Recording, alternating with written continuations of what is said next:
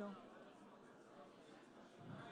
All right, hear ye, hear ye, hear ye. I've always wanted to say that.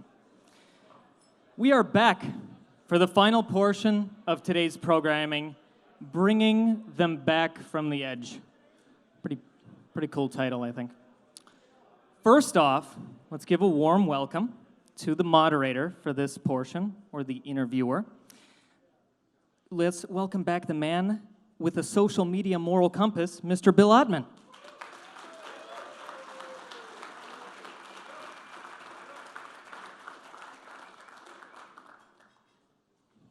Wrong seat, Bill. I don't blame you. And now, we have a very special guest joining us. Darrell Davis is an American R&B and blues musician, actor, author, and activist. Known for his energetic style of boogie-woogie piano, I assume I'm doing that right, Davis has played with such musicians as Chuck Berry, Jerry Lee Lewis, B.B. King, Bruce Hornsby, and Bill Clinton. On top of all of his musical exploits, he has made monumental strides in improving race relations by engaging with members of the KKK to de-radicalize over 250 people. We'll clap for him later. These efforts have been highlighted by CNN, NPR, and in the Washington Post, while his TED Talk has generated millions of views, and if you haven't seen it, please do so after this. Now, I lost my place. That's all right. He perfectly summarizes the goals of this conference, of course. With this advice, establish dialogue. When two enemies are talking, they are not fighting. And now, give an even bigger round of applause to Mr. Daryl Davis.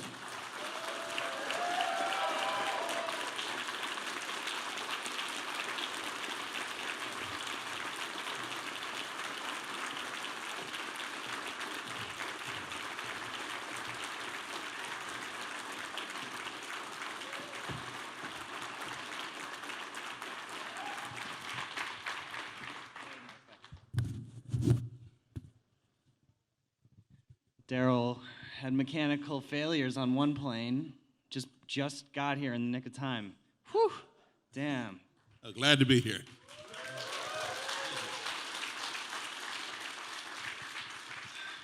So, Daryl, I'm curious, how are you feeling the reaction is to your work these days, and how has it changed over time? Well, it's a mixed bag. Anytime you do something that goes against the norm, it's not normal for black people to go to Klan rallies and talk to the KKK or neo-Nazis. You get a lot of criticism from all sides. I've been called everything but my name, but I've also proven that it works by the amount of Nazi flags I have, KKK robes and hoods, and people who've left those organizations, and people who will come out with me and stand on a platform and speak out against their former organization and that ideology. So it can work, and you have to remember that people like Copernicus, the astronomer, and Galileo. Copernicus was put in prison for saying that the earth revolves around the sun, when we all believed that we were the center of the universe and the sun revolved around the earth. He proved it differently, and he was the first. And then later Galileo, but they called him a heretic and put him in jail. They told Columbus he was crazy because he said the earth was round, and they all thought the earth was flat. You're gonna fall off the edge. So anytime you do something that goes against the norm and the popular belief, you are subject to criticism until you can prove it. And what's funny is, 30 years ago, I started this. I didn't just start it since the last election or since Charlottesville or things like that. I've been doing this work for just over 30 years. And 30 years ago, when I started, people said I was crazy, and they shunned me. You're getting involved with white supremacists and all that kind of stuff. Why would you sit down and have dinner with those people? Why would you even talk to them? That kind of thing. And they began avoiding me. Today, 30 years later, they're all calling me, Daryl, what's going on, man? You know those people. What's going on with them? So you see how it works. Do you feel like things are better or worse than 30 years ago? Oh, things are definitely better than 30 years ago. Yeah, absolutely. Yeah. But let's make no mistake about it. We have come a very long ways, but we still have a long ways to go. And not just on the racial thing. I mean, on discrimination in general. I mean, still here in the 21st century, women are still making 79 cents on a man's dollar. You know, that's got to change. So we discriminate against the elderly. We discriminate against gender and races and religion. So, you know, this has to change. And what's interesting is perhaps, you know, we are the most technologically advanced country in the world. We call ourselves the greatest nation on the face of this earth. I'm a patriot. I'm an American. I love my country. But I have a few misgivings about that statement. Perhaps we are the greatest technologically. You know, we put a man on the moon. We invented that technology to put him up there. And while he was up there walking around talking about Neil Armstrong, and he was talking about one small step for man and one giant leap for mankind, we were able to talk to Neil Armstrong live from right here on Earth all the way to the moon via satellite radio phone. We invented that technology. Everybody in here has email. Everybody in here has a cell phone.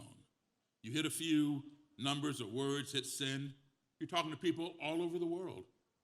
We invented that technology. So how is it that we who are so technologically advanced that we're able to talk to people as far away as the moon or anywhere on the face of this planet have difficulty talking to the person who lives right next door because he or she has a different skin color, a different religion, a different persuasion, whatever? It seems to me that before we can call ourselves the greatest, our ideology needs to catch up to our technology. And once we get them both up there, then we can truly brag about how great we are.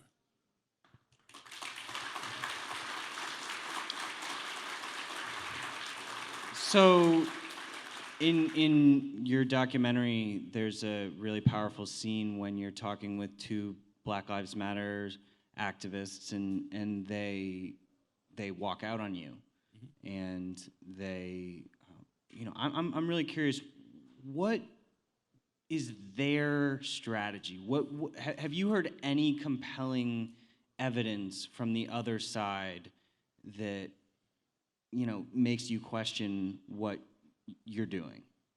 Okay, well, first, let's talk about Black Lives Matter and define that first, and then we'll talk about that scene. Black Lives Matter, the idea behind creating it was an excellent idea. And the purpose for it was to put the national spotlight on the plight of black men who, for lack of a better term, were being murdered by white police officers for holding their cell phone, for holding their wallet, things like that, where a white person in the same situation either got to go home or go to jail. Black men got to go to their grave. So they wanted to put the national spotlight on that so something could be addressed. Now, that national spotlight idea came from Martin Luther King, and that started with the bus boycott in 1955 with Rosa Parks, who refused to give up her seat on the bus. Rosa Parks was not the first black woman who refused to give up her seat on the bus.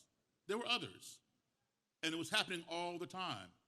In fact, years later, I spoke with that bus driver. You all don't know his name. I'm going to tell you what his name was. His name was James Blake. James Blake was the bus driver who had Rosa Parks arrested. What James Blake would do in Montgomery, Alabama, with the Montgomery bus lines, if you were black, you had to get on the bus in the front, put your token in, get off the bus, walk outside the bus down the side, and come back in through the back door and take your seat in the back of the bus. You could not walk down the center of the bus if you were black. And oftentimes what he would do is a black man would put his token in, get off the bus, walk down the side, put his foot up on the step to get back in the back door. James Blake would pull the handle and close the door on his leg and drag him up the street. And no penalty was ever paid for that. And that went on quite a bit. And there were people who refused to give up their seat. But this was going on and nothing was being done because there was no national spotlight on it. So Martin Luther King and some others chose Rosa Parks to be on that bus and to be arrested. And that national spotlight was put on there so everybody could see what was going on. And after 1 year of that boycott, Montgomery, Alabama, bus lines decided, hey, you know what? We're not making any money because most of the riders on the bus were black. You know, white people had cars, so they had to drive into town, pick up their domestic workers, drive them out to wherever to work. And the buses were running around empty, not making any money. So Montgomery bus lines decided to change and allow black people to sit wherever they wanted to sit. As a result of that change, other cities in the South said, you know what, maybe we better change too, otherwise King will be in our town. So that changed it. The national spotlight changed it. So that was the impetus for Black Lives Matter, to put the national spotlight on the plight of these black people who were being shot and going to their grave. Now, the problem, and this is my opinion, and I don't speak for all black people, this is my opinion. I think the mistake made was not trademarking the name Black Lives Matter or centralizing the organization.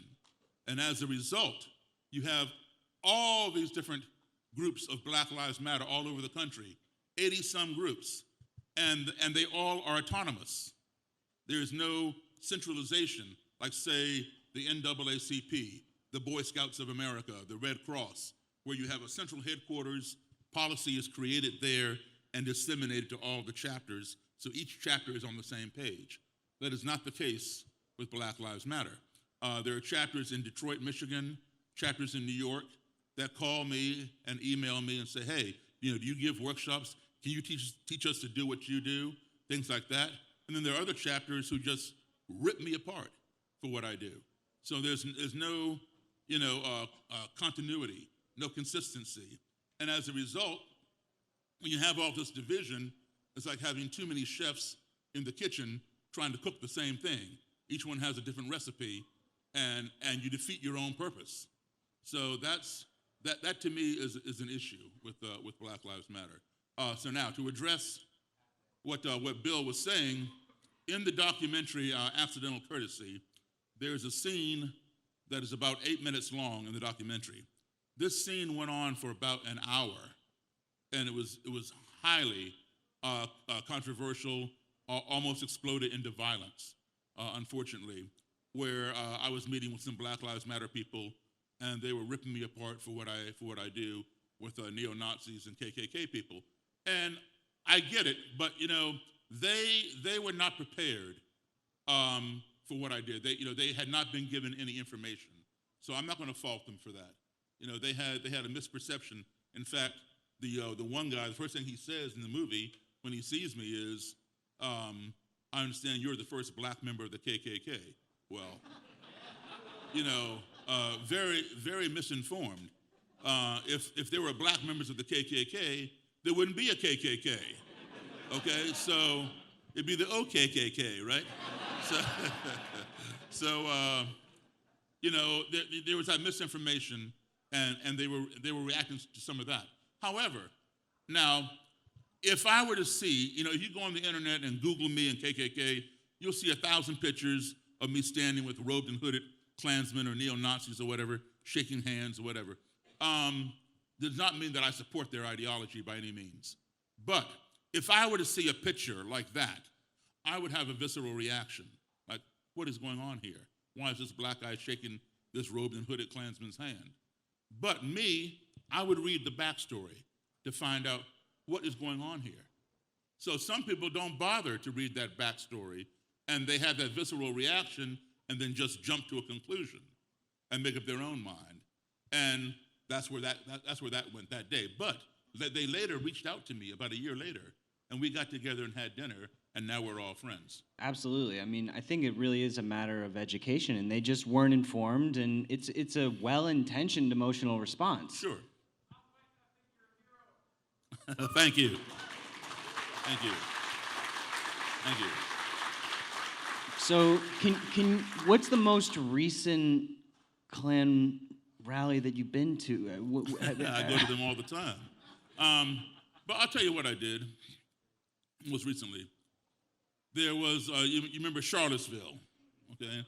A lot of things went on in Charlottesville that day where a young lady was murdered when a white supremacist got inside his car and drove at full speed through the crowd, trying to murder as many people as he could.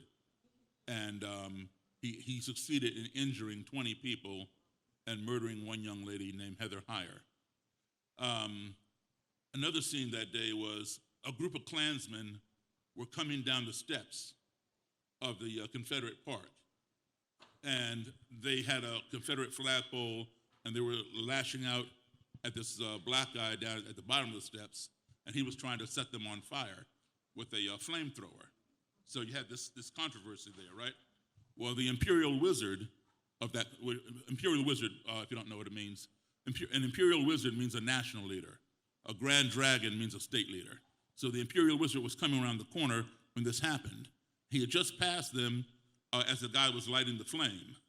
He turned around and he saw the guy pointing the flame at his Klan members coming down the steps. And he pulled out a gun and he pointed it at the head of the black flamethrower and shouted, "Hey, nigger." And then he lowered the gun and fired it. And the bullet went into the ground near the flamethrower's feet. The Charlottesville Police Department was standing about 10 feet away and did absolutely nothing but stand there and watch. And for that, the Charlottesville police chief was fired. And now they have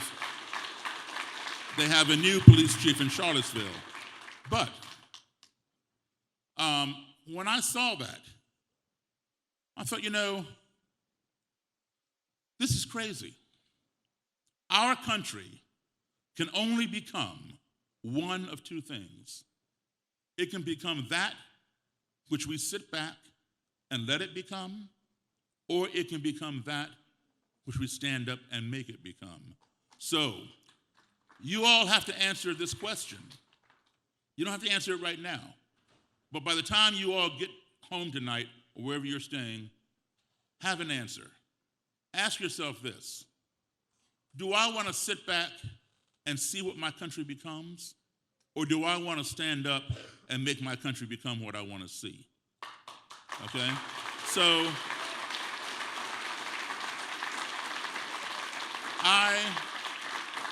thank you. I chose the latter. Because I'm going to tell you something. Listen, Philadelphia may not be Charlottesville, Virginia. Where I was last night giving a talk, Albuquerque, New Mexico, may not be Charlottesville, Virginia. But if you are an American, Charlottesville, Virginia is your city, as much as Philadelphia, Albuquerque, New York City, Los Angeles, my hometown, Chicago, or where I live now, Silver Spring. Any American city is your city. So whatever problems Charlottesville has, you have. And don't think what happened in Charlottesville could not happen right here. You saw it happen in Pittsburgh, didn't you? A few months ago when the guy walked into the synagogue. Okay, so I thought, here's what I'm gonna do. I'm gonna call that guy up. I called up that Imperial Wizard, and I said, listen, man, you and I need to get together and talk. Not Klansman to black man, but man to man, American to American. Your Confederate history is as much a part of my black history as my black history is a part of your history. We both are Americans. We need to explore American history together. Let's listen to each other. So after talking with him on the phone, he agreed. We set a date.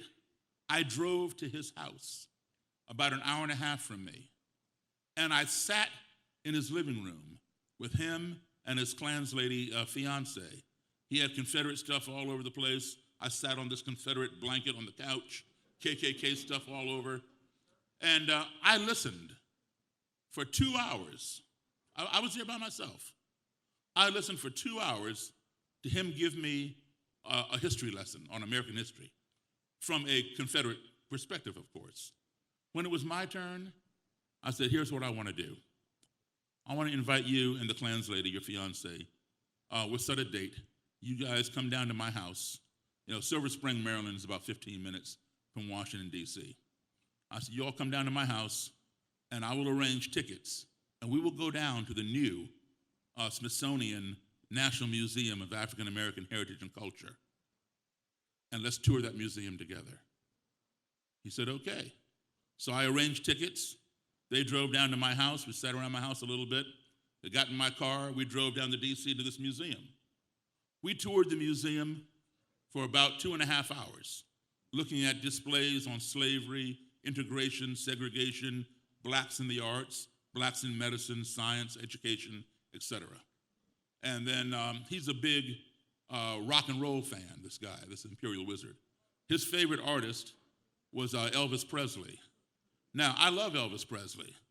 I met Elvis Presley twice. I saw him 14 times, and I went to his funeral. But without the man who invented rock and roll, the late, great Charles Edward Anderson Berry, better known to most of you as Chuck Berry, there wouldn't be an Elvis Presley, a Beatles, Rolling Stones, Led Zeppelin, Elton John, all right? Anybody who plays rock music, all their DNA goes back to Chuck Berry, all right? I played piano for Chuck Berry for 32 years. Now, so one of Chuck Berry's Cadillacs is in this museum. So I took them to see the Cadillac. I saw it at Chuck's house, but I took them to see the Cadillac. And after the tour, we went outside. I gave the Klans lady my cell phone and had her take a picture of the Imperial Wizard and myself. The guy threw his arms around me and hugged me. And we posted this picture. Now, this was almost a year later than Charlottesville after he said, hey, nigger, boom. Okay? This is what dialogue can do. This is what sitting and listening to each other can do. You don't have to agree, but agree to sit down and let the other person say what they got to say. You may not agree with it, but that's fine. Everybody wants to be heard. And if you allow them that space to be heard, there's a good chance they will reciprocate and allow you to be heard. Okay, so now,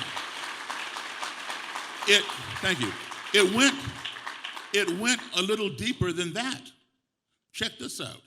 You'd be surprised how things evolve. I was not even expecting this, okay? So, we did the picture. Now, a few weeks later, the Imperial Wizard and his fiancée, the Klans lady, they're gonna get married. Now, I've been dealing with him for a year since, Charlottesville. So, we had a nice friendship. So, naturally, I get invited to the wedding. Yeah, I'm the one there without the robe and hood, right? So, but it went deeper than that. Okay? Huh? No. You all didn't hear what this guy right here said. He said, did he make me sit in the back? I swear, this is the God's honest truth. It went just the opposite, okay? The Klans lady, she's from Tennessee. Her father was unable to travel from Tennessee up to Maryland to give his daughter away. Rather than ask one of their trusted Klan members to walk the bride down the aisle, they asked me. Yes. Okay? Now, I said, okay, I'll do it. I walked her down the aisle, and I gave her away to the Imperial Wizard. Okay? So I was, the surrogate father. Right? Now, this guy, he still has a little ways to go. You know, people don't change overnight. You know, when you're raised with a certain ideology for however many years you've been raised in it, you know, it may take a little while to eradicate it. It's not like a light switch. You have an average? Is there an average amount of time that you see that it takes? No, because, you know, human beings are far from average. You know, we all are individuals. And, you know, some get it a little sooner, some get it a little later. But at least now he is going in the right direction. And that's what's important. He's now going in the right direction, and we are friends. Okay, so that's, you know, if you want to see that sequence, you can see it. If you Google me, Google Darrell Davis, TED Talk, Big Sky. Big Sky is in Montana. There are about 4 different TED Talks on YouTube, but check out the one that says Big Sky, and you'll see that whole sequence with the wedding and the museum and all that kind of thing. So that's what I do. Thank you. Have you worked with other types of radical individuals other than KKK people? Yeah, there are black supremacists as well. There are neo-Nazis, alt-right, but listen, a rose by any other name is still a rose. You know, you can call it supremacist, a separatist, an alt-right, you know, whatever, a nationalist, it all comes down to the same thing. And, let's, first of all, there are some subtle differences, but at the end of the day, here's the thing. Back in the day, the Klan was the first organization in this country like that. It was formed in 1865, all right, at the end of the Civil War. The term was white supremacy. I'm a white supremacist. And that was an honorable thing for white men to join, or so they thought. And then later they would include females, all right? But with the white supremacy came a lot of atrocities, lynchings, bombings of people's houses and churches, dragging people behind cars, murders, etc. And while there were a lot of racist white people who did not like black people, there were a number of them who did not want to be involved in murder or mayhem, and they began dropping out, either for moral reasons or they didn't want to go to jail or whatever. So the membership of the organization began to shrink. So the term white supremacy became unpalatable. All right, so they had to come up with another term. And so they came up with the term white separatism. I'm a white separatist. I don't hate black people. I don't hate Jewish people. I just love my own. Black people can have their own schools, their own neighborhoods, their own swimming pool and restaurant, and we should be able to have ours. And Jews can have theirs, and we don't have to mix. So in other words, separate but equal, right? So that never happened. But people like that idea. Hey, yeah, I believe in that. I don't want to associate with them, but I don't want to kill them. So here, yeah, I'll join. Sign me up. So now the membership exploded again, and it increased. But along with the increase in membership, you had the violence kept creeping back in, and you had that murder and that mayhem and those atrocities. So people began dropping out again. So once again, they had to change the name because now white supremacy and white separatism were no longer palatable. So now they come up with the name, I'm a white nationalist. I believe in white nationalism. Well, anybody who likes their country is a nationalist, right? We all are nationalists. We like our country. So why do you have to say, I'm a white nationalist? What's that all about? Or a black nationalist? Why can't you just be a nationalist? Okay? So it changed to white nationalism. And people signed up for that. Yeah, I like my country. I'm a patriot, So membership increased again. And then here comes the violence. And so now they changed the name once more to alt-right. But like I said, a rose by any other name is still a rose. So are you tracking numbers? Like, do you feel like this is an empirical thing that we can, if with enough people like you, we can actually weed it out fully? Like, how many members of KKK are there? No one knows for sure because, they're very transient. They'll join the KKK. If they don't get satisfied, they might go join some other neo-Nazi movement or some other kind of, supremacist movement. It's very hard. The SPLC, Southern Poverty Law Center, and the ADL, which tracks, what they call hate groups, they estimate, the numbers vary anywhere between 6,000 and 12,000, and that number goes up and down because it's so transient. And of course, the Klan today, back in the day, the Klan was centralized, but today they are not centralized. Each Klan group is autonomous. They all have an imperial wizard, a grand dragon, etc. So there's no centralization.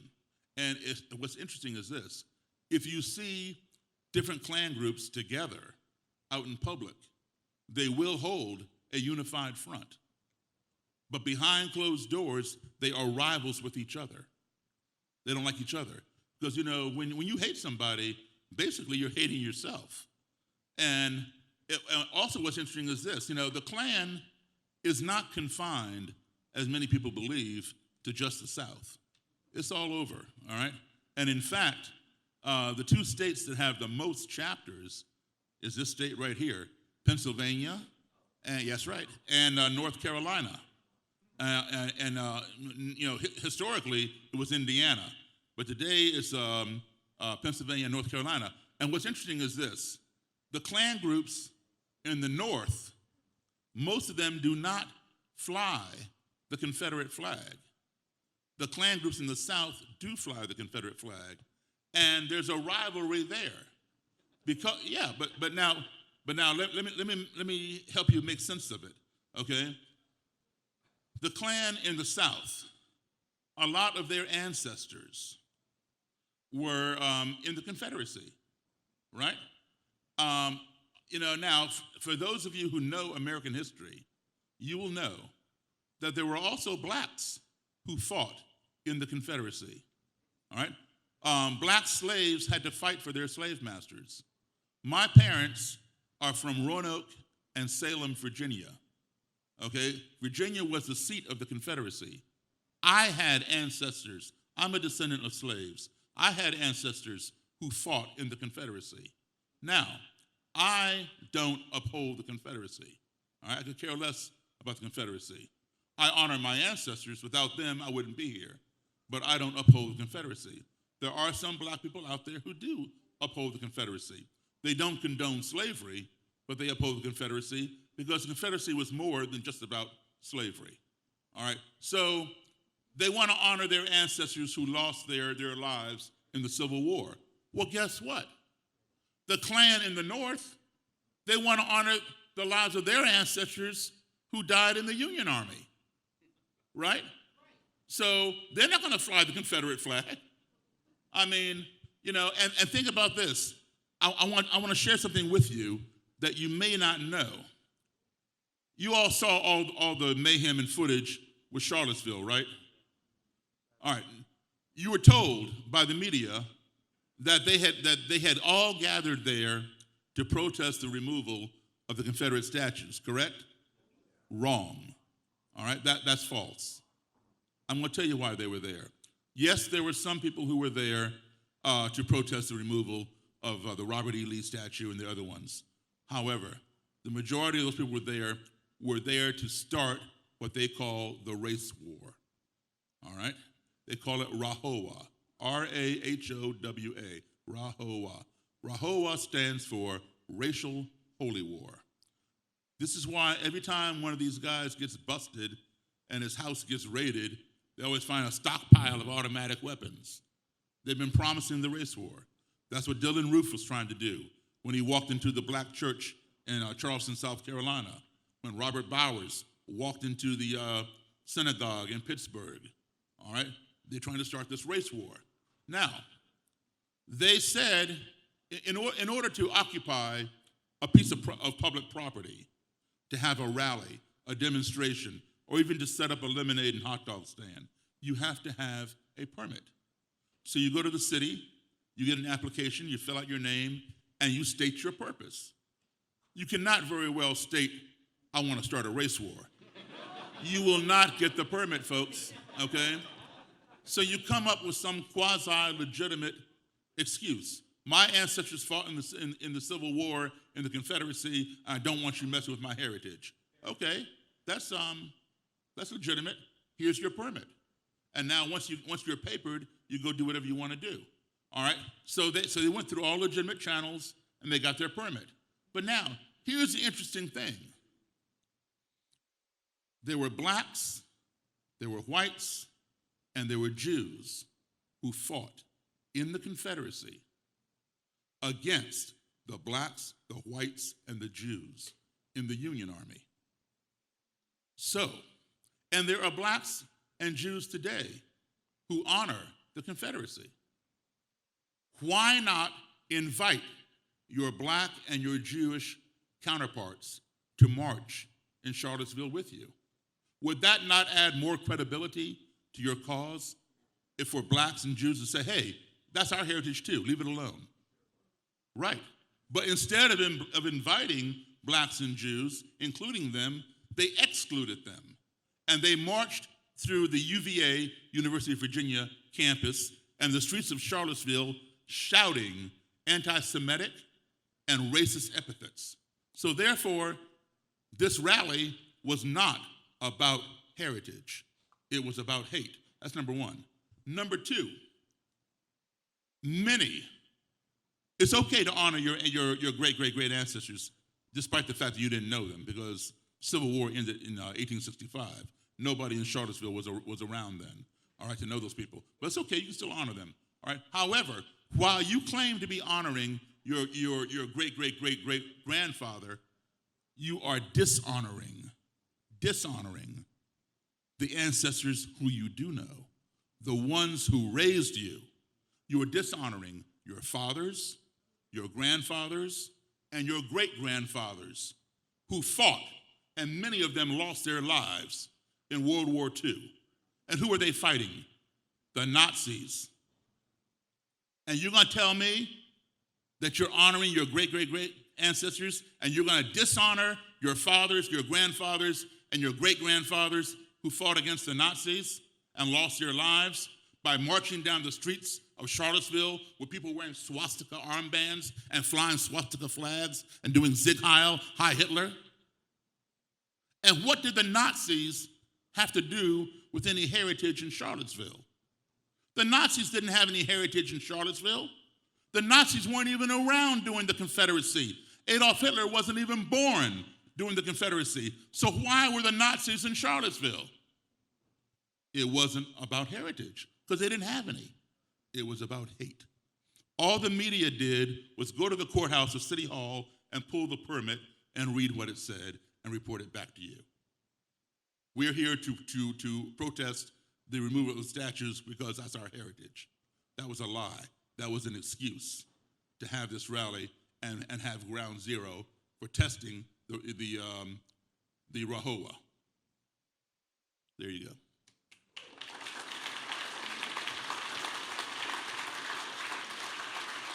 Are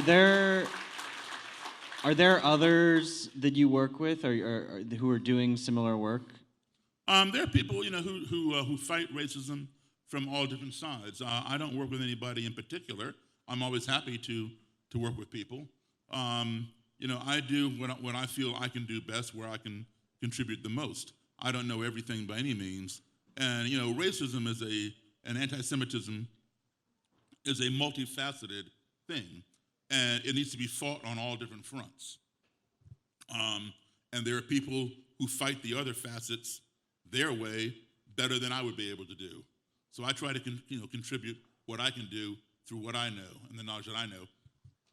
And the way it has to be approached is there's no one cure for this kind of thing.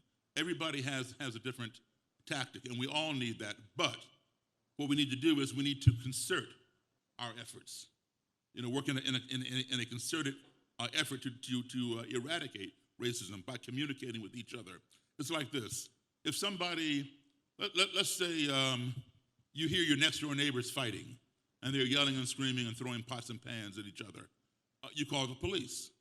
Usually it's going to be two uniformed police officers who show up, knock on the door, they go in, one cop takes the wife to the kitchen, other cop takes the husband to some bedroom back there, and they get the stories, and they compare them, and then they tell them, y'all need to calm down. Whoever doesn't calm down, click, click, off he goes or she goes.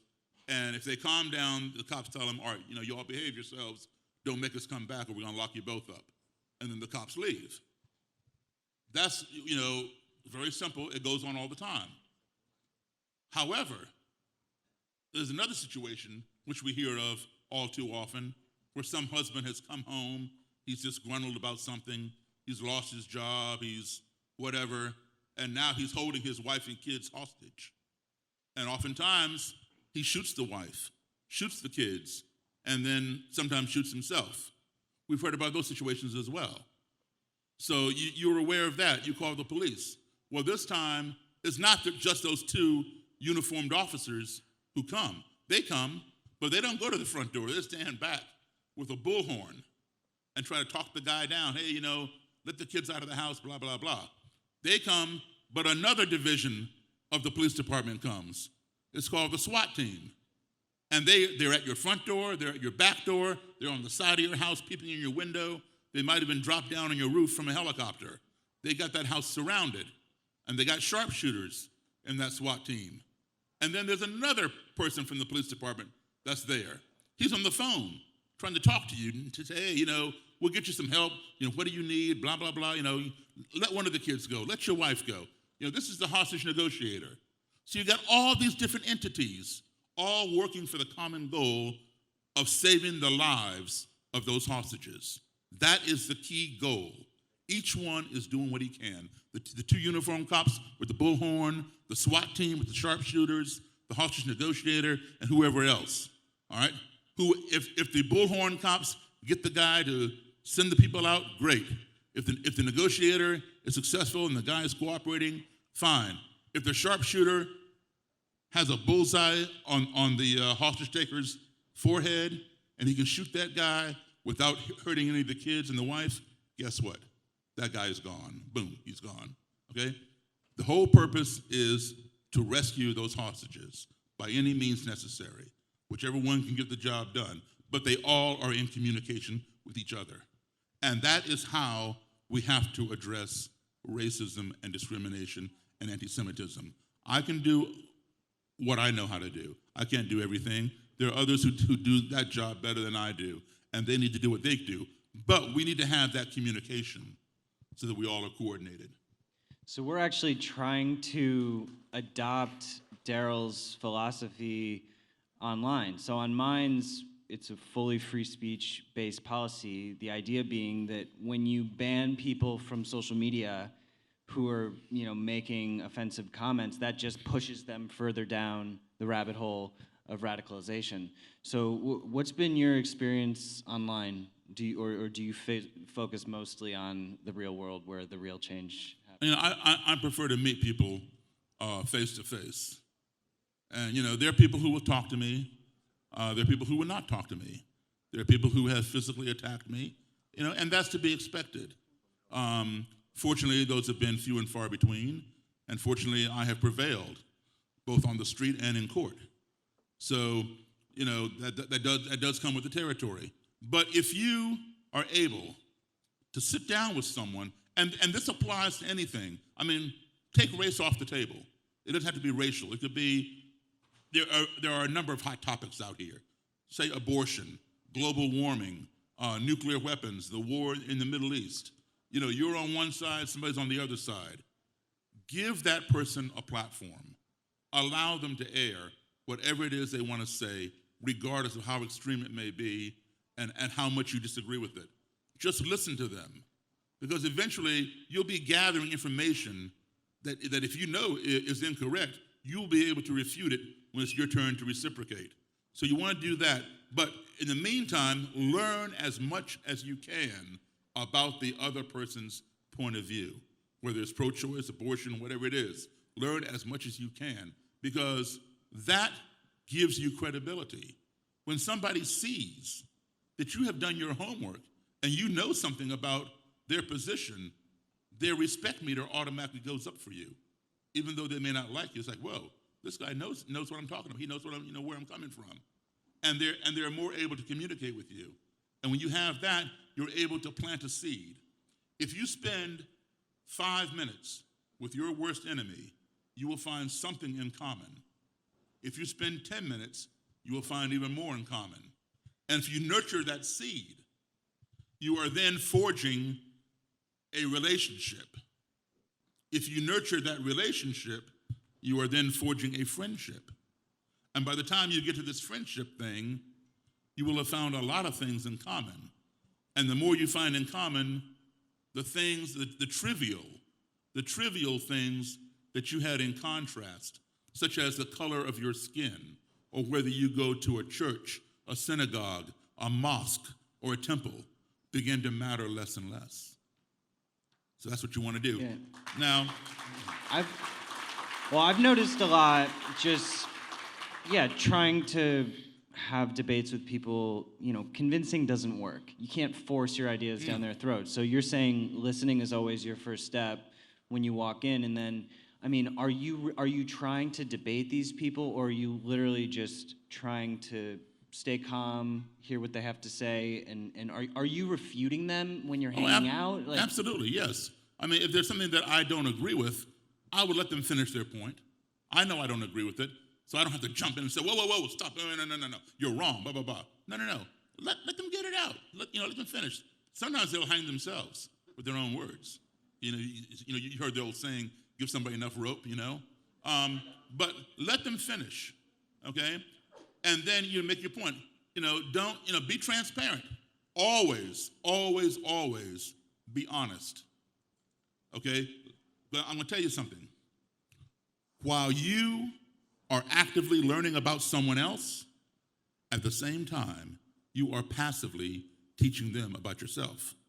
So if they find anything that's non-transparent with you, you don't realize it. You think you're gleaning all this information from them. Well, you are, but you're also subliminally passing on information about yourself to them. If they find anything dishonest or non-transparent, your credibility is shot. The best thing you have is your credibility. And remember this, you only have one opportunity to make a good first impression. You might have a second or third opportunity, maybe, to make an impression, but only one opportunity to make a good first impression. And most people would judge you by the first impression of you. And sometimes you need a repeat visit and more repeat visits. Okay, because like I said, people don't change overnight. It's over time, all right? So if you meet somebody and your first impression of them is, I don't like this guy or this girl, and they want to see you again, you're going to say no based on that first impression. But even if you don't agree with them, but you find them to be credible, you say, yeah, I'll meet you again. So you're always selling your credibility. And that's what has enabled me. And when people find out how honest I am, they begin struggling with their own ideology. I don't like to say, when you see these headlines, black musician converts 200 KKK members, blah, blah, blah. No. I did not even convert one, all right? Yes, I am the impetus for over 200 leaving the organization, but I prefer to say they converted themselves. I simply planted the seed and gave them something to think about. And they struggled with that because they had to figure out, well, do they want to continue living a lie or do they want to accept the truth? And that was their decision. And as a result, I brought a few items for you. This is the robe of a grand dragon, state leader.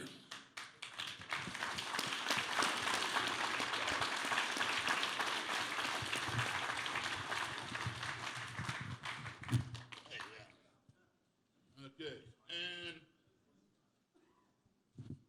this is a robe of an imperial wizard, national leader.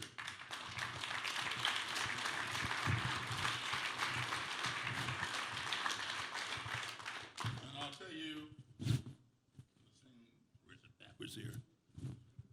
As you can see, I'm not used to handling these things. But I'll tell you what, a lot of people don't want to ask me. I know some of you all out there are wondering. But I'm going to go ahead and answer the question for you anyway. The first robe I ever got, what did I do with it? I tried it on, yeah. Hey. Hey, if I'm going to talk the talk, I'm going to walk the walk. I told you that I'm an honest person. So I'm not going to lie to you. I put it on. I put on the hood. I went and stood in front of the mirror to see what I looked like. I looked stupid, so I took it off. Now,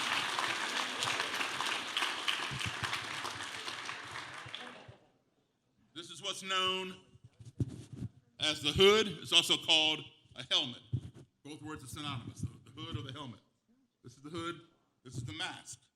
Members who want anonymity, they don't want you to know who they are, they wear this mask, which is attached by 3 snaps or Velcro, and they peep at you through these eyelets. So they see you, you don't see them. If they don't care that their identity is revealed, they unsnap the mask, pull it off, and the face is exposed under the hood. This is a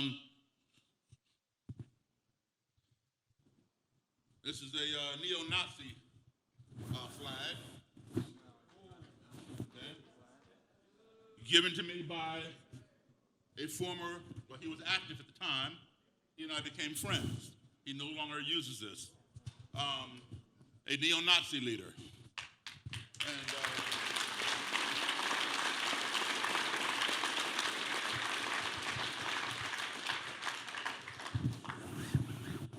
it's a Klan flag. I'll have this inside out.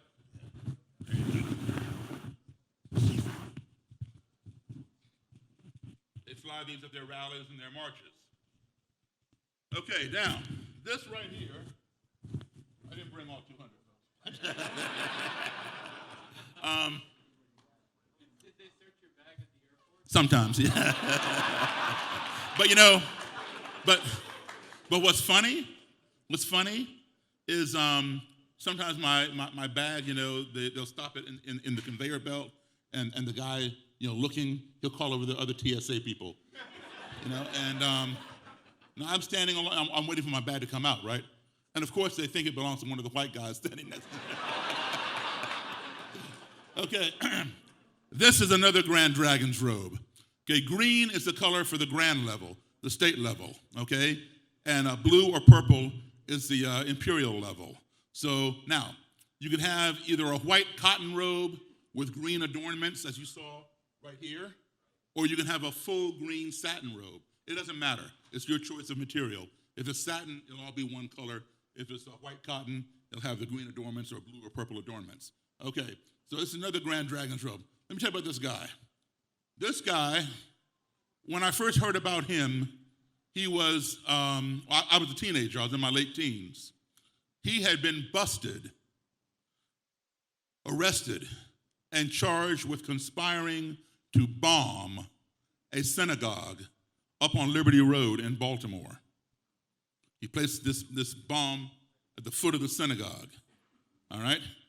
He went to prison for 4 years. He ran the Klan while in prison through his vice dragon on the outside. When he got out, he took over the organization, continued running the Klan. He got busted again, and this time, assault with intent to murder 2 black men with a shotgun. He went to prison for 3 years. So I wrote a book on the Klan. I went around the country interviewing leaders and members, and I wrote a book called Clandestine Relationships, spelled with a K, not a C. And I wanted to talk to this guy. So I didn't know him, but I knew who he was. I found out what prison he was in. They get transferred around. And I wrote him a letter. And I told him, I'm writing a book on the Klan. I'd like to talk to you. Well, of course, he thought I was white. He didn't know. And he wrote me back, and we had a correspondence. And then around Christmas time, he sent me a Christmas card that he homemade, or I should say cell-made, in the prison. And then in January, he wrote me and said, we've been corresponding now for a while. Why have you not told me you're black? Because this guy was vehemently violent, anti-Semitic, and racist. He was very upset with me. And because apparently he sent one of his Klan people out to check me out, and word got back to him. And I wrote him back and said, hey man, what difference does it make? You told me you're gonna tell me your story. Are you gonna tell your story any differently to a black person than you would to a white person if you're gonna tell the truth? So he wrote me back and said, yeah, you're right, blah, blah, blah. He says, send me your phone number. I'm getting out next month. Give me a month after I get out to get my stuff together, and I'll give you a call. Because the second time when he went to prison, his wife ran off with somebody. He lost his house. He lost everything. So he wanted to, get out, plant his roots again, get his Klan under control, and then he would meet with me. So I sent him my number. He called me, and we met. Like I said, he was vehemently anti-Semitic and racist and had a penchant for violence. But we kept meeting. Now, to be in the Klan, you don't make money being in the Klan. It's like Boy Scout leader. You have to have a regular job. It's just a title, Grand Dragon, Imperial Wizard, etc. You might get a small stipend from the dues that your members pay, but not enough to put food on your table or pay your rent or mortgage. You have to have a regular job. This guy's regular job, when he was in the Klan as Grand Dragon, he was a Baltimore City police officer. Okay? This is his uniform. He was not an undercover cop in the Klan. He was a bona fide Klansman on the Baltimore City police force. And there are others. He went on to become one of my best friends. He got out of the Klan, and this is why, thank you. This is why he gave me his Klan robe and his uniform so I can take it around on my lectures and show you people can change. Thank you, Darrell. Thank you.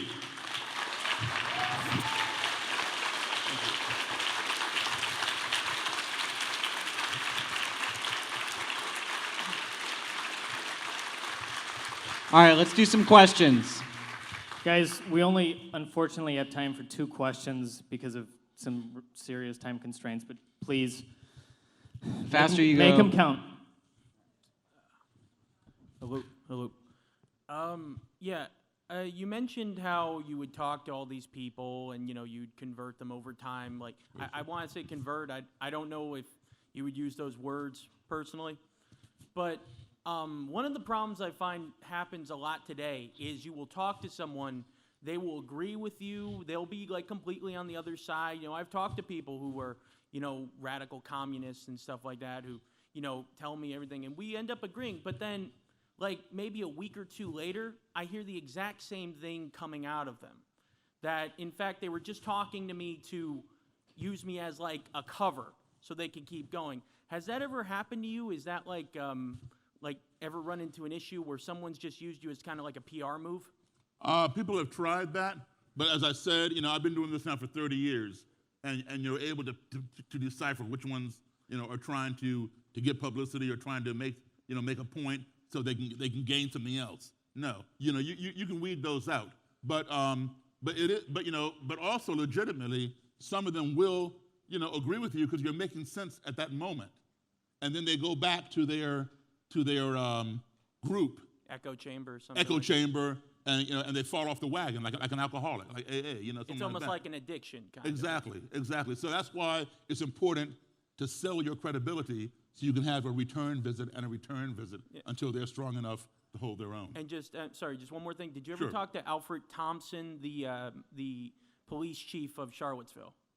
I did not talk to him, no. Okay. Thank you. Thank you.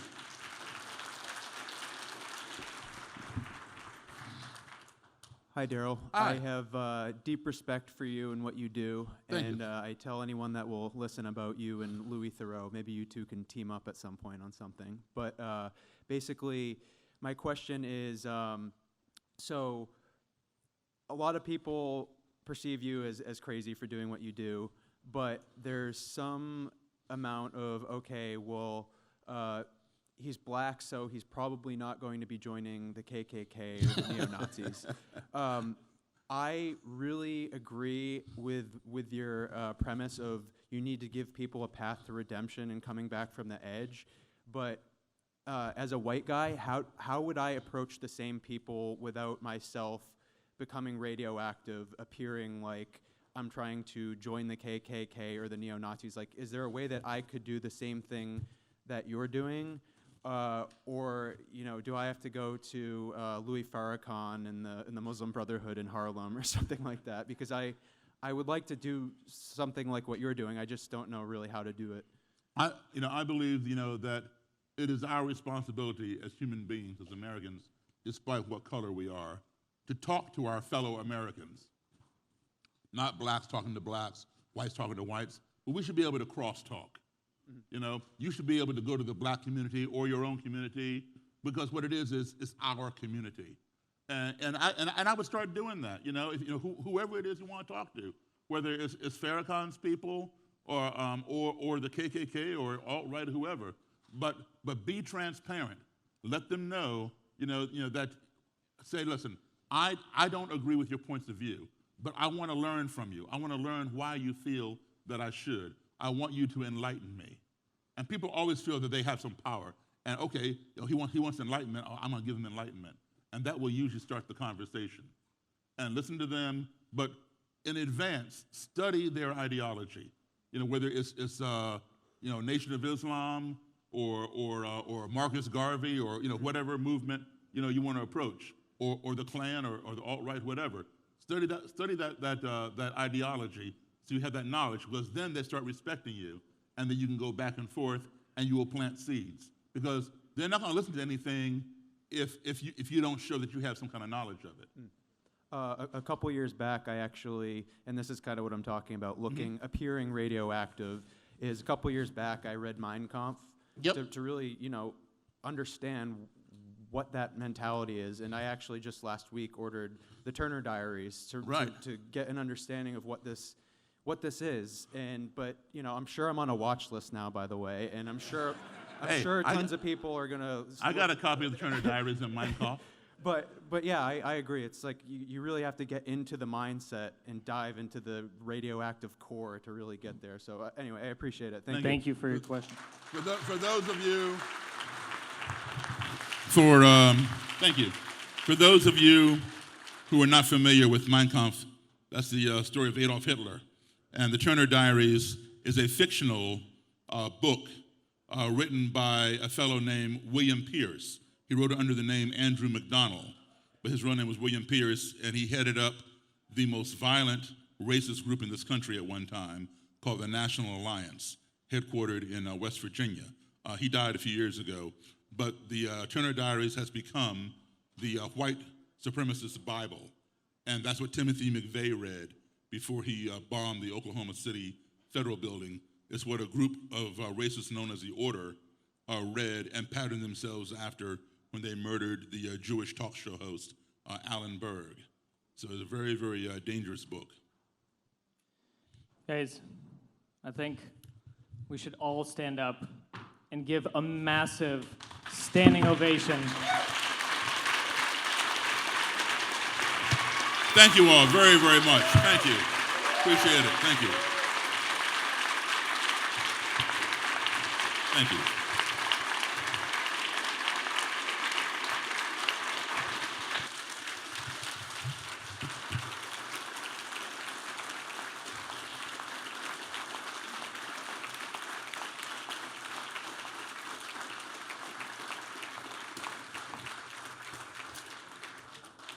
No words I can say can be as eloquent and in such a deep, raspy, yet silky voice.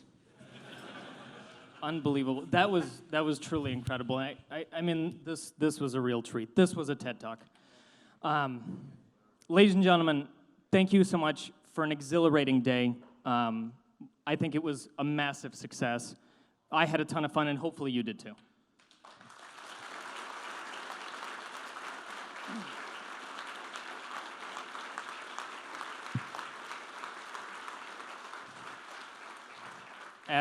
exemplified by this talk that you just heard, the takeaway is that dialogue, not violence, prevails. To the haters, trolls, and proto-fascists, we say that you lost, and you will continue losing because civility and reason will always defeat barbarism.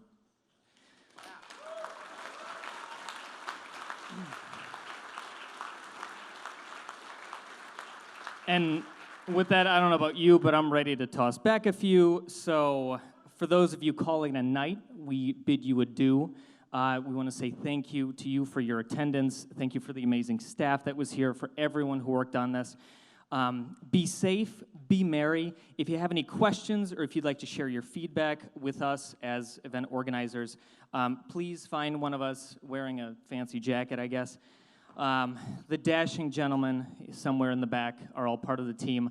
And for those that have a yellow wristband, I believe that's what it is, please start lining up toward the back of the room, and we will usher you into another room where you will get some additional information regarding the after party.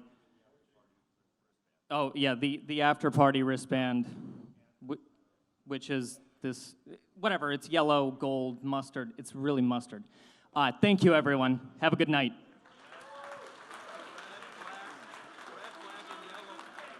Oh, it's the red, black, and yellow after party thingy.